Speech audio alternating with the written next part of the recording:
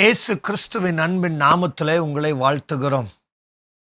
இயேசுவின் தழும்புகளாலே என்ற தலைப்பில் உங்களை சந்திப்பதில் எங்களுக்கு மிகுந்த மகிழ்ச்சி. ஆண்டவர் நம்மை அழைத்து ஆசீர்வதித்து அவருடைய வார்த்தையை நமக்கு கொடுத்து நம்மளை பலப்படுத்துவதற்காக ஸ்தோத்திரம். நாம் வசனங்கள் மூலமாக திடன்கொள் என்று தலைப்பிலே நாம் தியானித்துக் கொண்டிருக்கிறோம். இன்றைக்கு தியானிக்கும்படியாக எடுத்திருக்கிற வசனம் அப்போஸ்தலர் 23 அதிகாரம் 11 வசனத்தை நாம் வாசிக்க கேட்கலாம். அன்று ராத்திரியிலே கர்த்தர் பவுலின் அருகே நின்று பவுலே திடன்கொள், நீ என்னை குறித்து எருசலேமிலே சாட்சி கொடுத்தது போல ரோமாவிலும் சாட்சி கொடுக்க வேண்டும் என்றார். ஹல்லேலூயா. பவுலே திடன்கொள், நீ எனக்கு சாட்சி கொடுக்க வேண்டும். ஹல்லேலூயா. ஆவியானவர் பவுலுக்கு பேசின வார்த்தைகளை நாம் தியானிக்க போகிறோம். இந்த சம்பவத்தை நீங்கள் பார்த்தீங்கன்னா, பவுலடியார் எருசலேமுக்கு வந்திருக்கிறார். எருசலேமில் வரும் பொழுது யூத மக்கள் அவருக்கு விரோதமாய் எழும்பினார்கள். அவன் சுவிசேஷத்தை பிரசங்கிக்கிற சுவிசேஷம் அவர்களுக்கு பிடிக்கவில்லை. எப்படியாவது இந்த பாலை அடிக்கணும், உடைக்கணும்ட்டு வந்துட்டு இருக்கிறாங்க. வேதம் சொல்லுகிறது, பவுலடியார் எங்கெல்லாம் போய் பிரசங்கம் பண்ணாலும் ஒரு செட் ஜூ மக்கள், யூத மக்கள் அவருக்கு விரோதமாய் எங்கெல்லாம் போய் அவனை குழப்பத்தை உண்டு பண்ண முடியுமோ அவர்களை செய்து கொண்டு வந்துகிட்டு இருக்கிறாங்க. அநேக வருஷங்களுக்கு பிறகு பவுல் எருசலேமுக்கு வருகிறார். எருசலேமுக்கு வரும் பொழுது இந்த ஜனம் பவுல் இங்கு வந்துவிட்டார் என்று கேள்விப்பட்ட உடனே பவுலுக்கு விரோதமாய் ஒரு பெரிய ரயட்டை கிரியேட் பண்றாங்க. அவனை எப்படியாவது பிடிச்சி அடிக்க வேண்டும் என்று கிரியேட் பண்றாங்க. இந்த பாலை மக்கள் அடித்து அவனை கொலை பண்ணிடுவார்களோ என்ற பயத்துல ரோமன் சோல்ஜர்ஸ் பவுலை பிடித்து அவர்களை காப்பாத்துக்கு கொண்டு போயிடுறாங்க. வேதம் தெளிவாய் சொல்லுகிறது, ராத்திரி சமயத்தில் தேவன் பவுலோடு பேசுகிறார். ஒருவேளை நாம் தேவனுடைய ஊழியத்தில் நடந்து கொண்டு இருக்கிறோம். பவுலை போல நாம் தேவனுடைய சுவிசேஷத்தை பிரசங்கித்து வந்து கொண்டிருக்கிறோம். ஆனால் நமக்கு விரோதமாக ஜனங்கள் எழும்பியிருக்கிறாங்க. நமக்கு விரோதமாக எப்படியாவது நம்மளை அழிக்க வேண்டும், நம்மளை கொலை பண்ண வேண்டும் என்று ஜனங்கள் எழும்பியிருக்கிறாங்க. கண்ணீரின் நடுவிலே பவுல் நின்று கொண்டிருந்தார். அவனை பிடிச்சி இப்போ சிறைச்சாலையில வச்சிட்டாங்க. அந்த சூழ்நிலையில பவுல் நின்று கொண்டு இருக்கிறார். அப்பொழுது வேதம் தெளிவாய் சொல்லுகிறது.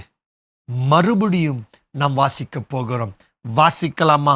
அப்போஸ்தலர் 23 அதிகாரம் 11 வசனம். அன்று ராத்திரியிலே கர்த்தர் பவுலின் அருகே நின்று, ஹல்லேலூயா, பவுலின் அருகே நின்றார். மகனே, மகளே, நீ தேவனுடைய வார்த்தையை பிரசங்கித்துக் கொண்டு இருக்கிறாயே. ஊழியக்காரனே, நீ தேவனுடைய வார்த்தையை பிரசங்கித்துக் கொண்டு இருக்கிறாயே. எந்த கர்த்தருடைய வார்த்தையை பிரசங்கித்துக் கொண்டு இருக்கும் பொழுது உனக்கு உண்டாயிருக்கிற போராட்டத்தின் நடுவிலே தேவன் பவுலோடையே தான் நிற்கிறாருங்க.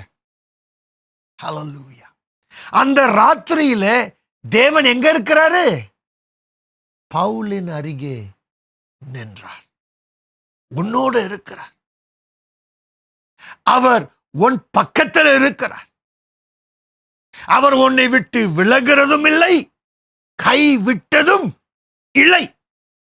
கவலைப்படாதே, உன்னோடு அவர் இருக்கிறார்.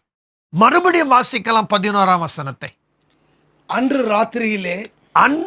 ராத்திரியிலே கர்த்தர் பவுலின் அருகே நின்று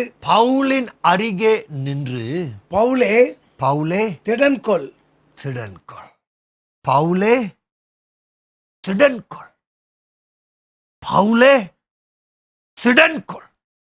மகனே, மகளே, ஊழியக்காரனே, ஆண்டவர் சொல்றார், நீ திடன்கொள். திடன்கொள்ளு என்று சொல்லுகிறதற்கு காரணம் என்ன தெரியுமா? அவர் உன் பக்கத்திலே நிற்கிறார், உன் அருகையிலே நிற்கிறார். அவர்தான் உன்னை அழைத்தார், அவருடைய வேலையை செய்துட்டு இருக்கிற. பயப்படாதே, திடன்கொள். பவுலே திடன்கொள், நீ எனக்கு சாட்சியாய் இருப்ப. நான் உன்னை நடத்துகிறது விதத்தின் மூலமாக நீ எனக்கு சாட்சியாய் இருப்ப. கவலைப்படாதே, நீ எங்க போனாலும் உனக்கு நான் நடுவிலே உன் பக்கத்திலே நிற்பேன். வாசிக்கலாமா? அப்போஸ்தலர் புஸ்தகம் 27ஆம் அதிகாரத்தை நாம் வாசிக்கலாம். 27ஆம் அதிகாரம் 21ஆம் வசனம். அநேக நாள் அவர்கள் போஜனம் பண்ணாமல் இருந்த பொழுது பவுல் அவர்கள் நடுவே நின்று மனுஷரே, இந்த வருத்தமும் சேதமும் வராதபடிக்கு என் சொல்லை கேட்டு கிரேத்தா தீவை விட்டு புறப்படாமல் இருக்க வேண்டியதாய் இருந்தது. ஆகிலும் திடமனதாய் இருங்கள். இப்பொழுது உங்களுக்கு தைரியம் சொல்லுகிறேன். கப்பல் சேதம் அல்லாமல் உங்களில் ஒருவனுக்கும் பிராண சேதம் வராது. ஏனெனில் என்னை ஆட்கொண்டவரும் நான் சேவிக்கிறவருமான தேவனுடைய தூதனானவன் இந்த ராத்திரியிலே என்னிடத்தில் வந்து நின்று பவுலே பயப்படாதே, நீ ராயனுக்கு முன்பாக நிற்க வேண்டும். இதோ உன்னுடனே கூட யாத்திரை பண்ணுகிற யாவரையும் தேவன் உனக்கு தயவு பண்ணினார் என்றான். ஹல்லேலூயா, ஹல்லேலூயா. எதற்கு பவுலடியார் தைரியமாய் நின்று ஆறுதல் படுத்துகிறார் தெரியுமா? வேதம் சொல்லுகிறது, என்னை ஆட்கொண்ட தேவனுடைய தூதன் என் அருகே நின்று. ஹல்லேலூயா. பவுலே திடன்கொள், நீ எனக்கு சாட்சியாயிருப்ப, ரோமரிலே சாட்சியாயிருப்ப. நான் உனக்கு செய்த ஊழியத்தை, ஏற்படுத்தி வைத்த ஊழியத்தை நீ செய்து முடிக்கிற வரைக்கும் ஒருவனும் உன்னை தடுத்து நிறுத்த முடியாது. பவுலே திடன்கொள், பவுலே திடன்கொள். அநேக நேரத்தில் நம்முடைய வாழ்க்கையில நமக்கு பிரச்சனை உண்டாயிருக்கலாம், கண்ணீர் வந்திருக்கலாம். என் வாழ்க்கையில அநேக நேரம் நான் யோசித்து இருக்கிறேன், ஆண்டவரே ஊழியத்தை செய்கிறத நிறுத்திடலாம். ஏன்னா நமக்கு விரோதமாய் ஜனங்கள் எழும்பிக் கொண்டு இருக்கிறார்கள். ஆண்டவர் நமக்கு கொடுத்த வார்த்தையை எப்படியாவது அணைக்க வேண்டும் என்று பிசாசானவன் தேடிக்கொண்டு இருக்கிறான். யோசிக்கிறது உண்டு, யோசித்தது உண்டு.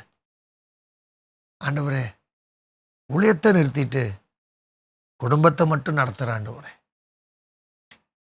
ஆனால் எப்பொழுது தேவனுடைய சமூகத்திலே போகிறேனோ ஆண்டவர் என் பக்கத்திலே வந்து நின்று சொல்லுவார், சனி, திடமனதாயிரு, பி ஆஃப் குட் சியர். உனக்கு வைத்திருக்கிற ஊழியத்தை நீ செய்து முடிப்ப. நான் உனக்குன்னு ஏற்படுத்தி வைத்திருக்கிற ஒரு ஊழியம் உண்டு. அதற்கு நான் உன்னை உருவாக்கி இருக்கிறேன், சிருஷ்டித்திருக்கிறேன். அந்த ஊழியத்தை நீ நிறைவேற்றுவ. ஒருவனும் உனக்கு விரோதமாய் எழும்ப முடியாது. ஒருவனும் உன்னை தடுத்து நிறுத்த முடியாது. ஆவியானவர் உங்களை பார்த்து இன்றைக்கு சொல்லுகிற வார்த்தை, மகனே திடன்கொள், ஊழியனே திடன்கொள், என் பிள்ளையே திடன்கொள். உனக்கு வைத்திருக்கிற ஊழியத்தை நீ முடிப்ப, ஜெயத்தோடு முடிப்ப. கர்த்தர் உனக்கு கொடுத்த கிரியைகளை நீ செய்து முடிப்ப. ஒருவனும் அதை தடுத்து நிறுத்த முடியாது. ஒரு விரோதி அதை அணைக்க முடியாது. ஏன் தெரியுமா? அவர் உன்னோடு இருக்கிறார். அவர் உன்னோடு இருக்கிறார். சோர்ந்து போகாதே, பயப்படாதே, திடன்கொள், திடன்கொள். உன் ஆண்டவர் உன்னை ஆசீர்வதித்து அவருக்கு சாட்சியாய் மாத்திருக்கிறார். என் நேரம் முடிந்தது. கர்த்தருடைய பாதத்தில் நம் கண்களை மூடி ஜெபிப்போமா? ஆண்டவர் பவுலை பார்த்து சொல்லுகிறார், திடன்கொள், நீ எனக்கு சாட்சியாய் இருப்ப. நீ எனக்கு சாட்சியாய் இருப்ப. ஒருவனும் அதை தடுத்து நிறுத்த முடியாது. நான் நியமித்து வைத்திருக்கிற ஊழியத்தை நீ செய்து முடிப்ப. அதற்காக நன்றி, அதற்காக ஸ்தோத்திரம். நீர் எங்களை பலப்படுத்துவதற்காக நன்றி சுவாமி. நீர் எங்களை ஆசீர்வதித்ததற்காக நன்றி. இம்மட்டும் எங்களை பலப்படுத்தினீர், இனிமேலும் எங்களை பலப்படுத்துகிறீர். கடைசி வரைக்கும் உமக்கு சாட்சியாய் இருக்கும்படியாக எங்களை ஆளுகை செய்கிற தேவன் எங்களோடு இருக்கிறீர். அதற்காக ஸ்தோத்திரம், அதற்காக நன்றி. துதி கன மகிமை உமக்கு செலுத்துகிறோம். இயேசுவின் அன்பின் நாமத்தில் ஜெபிக்கிறேன் ஜீவனுள்ள பிதாவே, ஆமென்.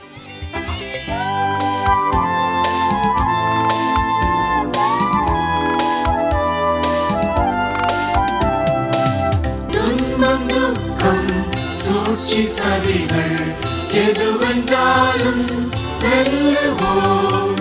கர்த்தர் தாமே, கர்த்தர் தாமே துணைக்கு நின்றால் வெல்லுவோம்.